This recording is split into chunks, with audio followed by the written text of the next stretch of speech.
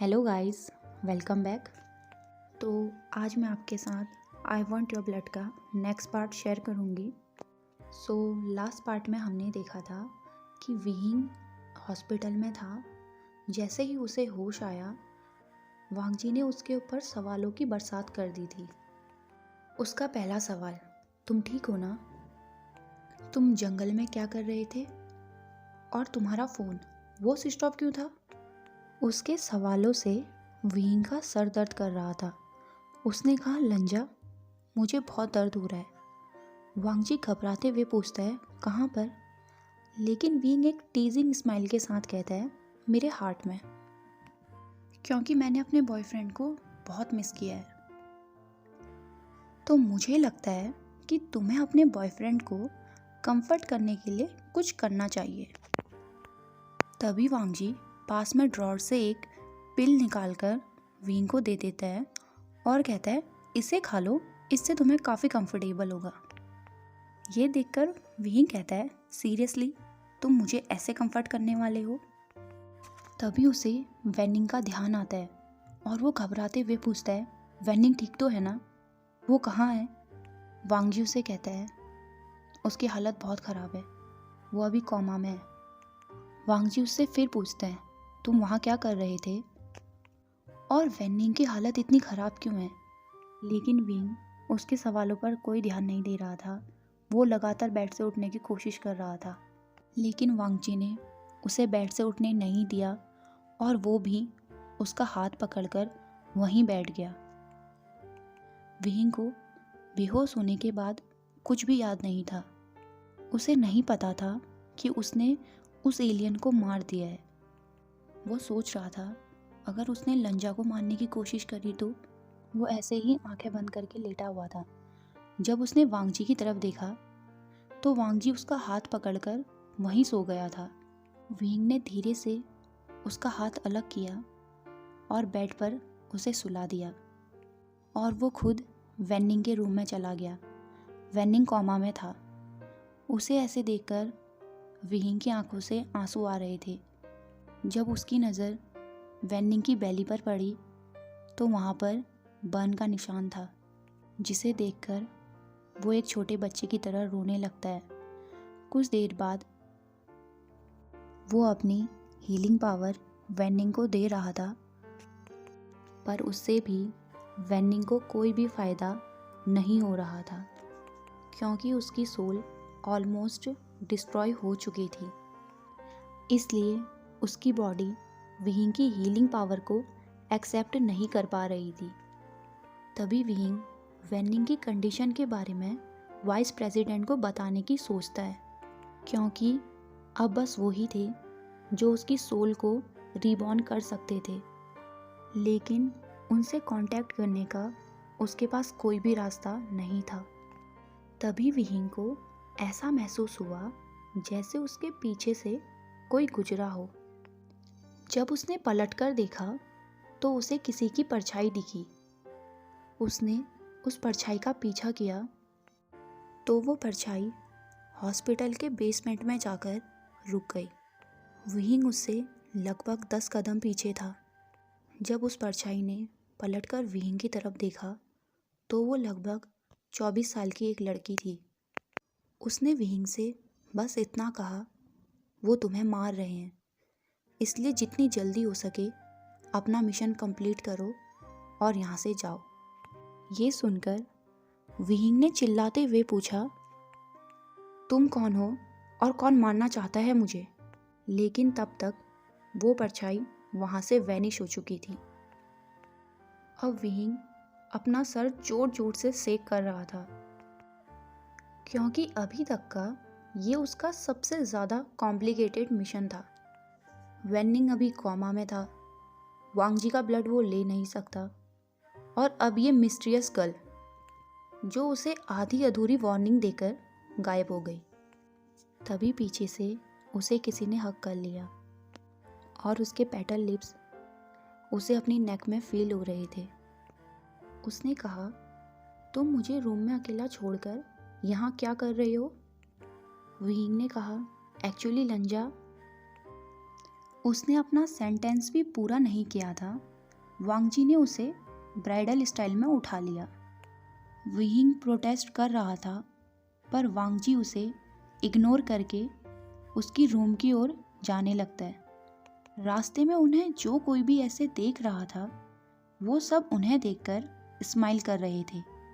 विहिंग ने शर्म के मारे अपना चेहरा वांग जी की नेक में छुपा लिया, लेकिन विहिंग को ऐसे देखकर वांग जी को बड़ा अच्छा लग रहा था। उसने विहिंग को उसके बेड में जाकर बैठा दिया।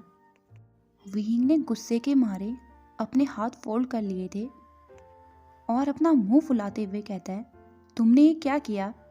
सब मुझे देखकर हंस रहे थे। इससे पहले वो और कुछ कहता, वांग जी ने उसे किस करना स्टार्ट कर दिया था। वो इतना ज़्यादा डीप किस कर रहा था जिससे विहिंग की बॉडी शिवर करने लगी थी। अब वांग जी किस ब्रेक करते हुए कहता है, तुम डे बाय डे पावरलेस होते जा रहे हो। इतना कहकर वो एक डीप स्माइल करता है और वहाँ से चला जाता है।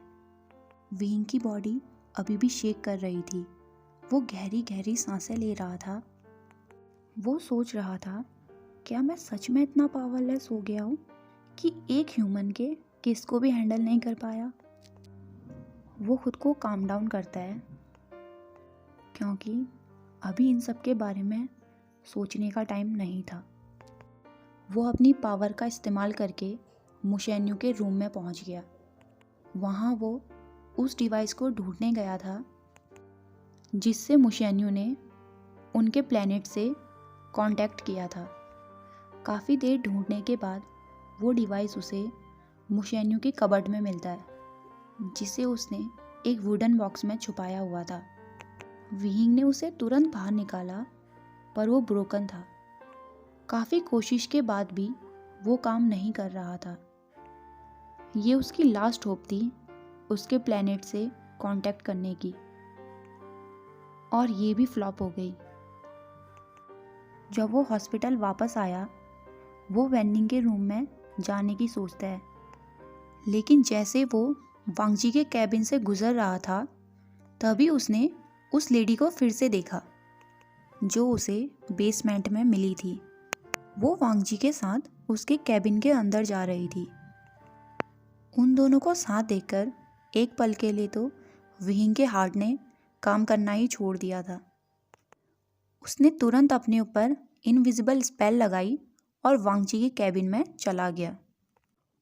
उन दोनों को देखकर ऐसा लग रहा था जैसे वो दोनों एक दूसरे को काफ़ी अच्छे से जानते हैं।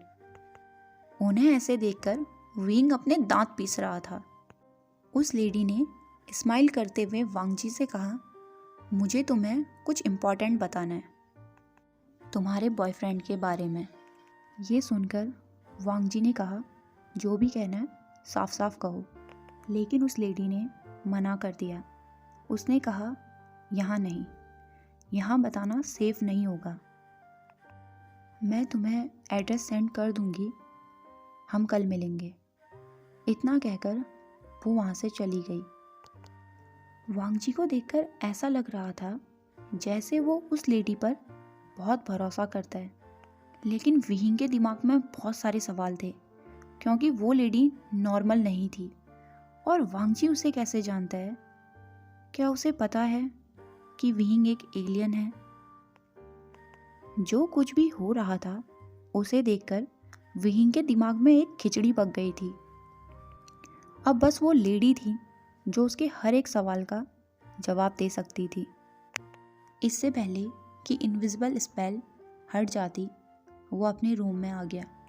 उस रात विहिंग सो नहीं पाया। वांग जी भी बिजी था, पर वो बीच बीच में उससे मिलने आ रहा था।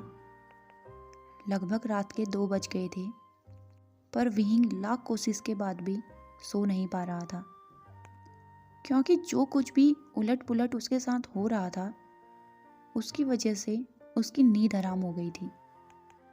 वो हमेशा की तरह फ्रेश ब्रेथ लेने के लिए छत पर गया हुआ था, लेकिन कुछ देर में उसे ढूंढता हुआ वहाँ वांग जी भी आ गया। उसने विहिंग को पीछे से हग किया। अब विहिंग ने भी पलट के उसे टाइटली हग कर लिया था। वो वांग जी की सैंडलवुड स्मेल को इनहेल करने लगा। वो सोच रहा था, कल वो लेडी वांग जी को मेरे बारे में सब कुछ बता देगी। क्या ये सब जानने के बाद वांग जी मुझसे नफरत करेगा या फिर मुझसे डरेगा? जब उसे पता चलेगा कि मैं इस अर्थ में उसका ब्लड लेने आया हूँ।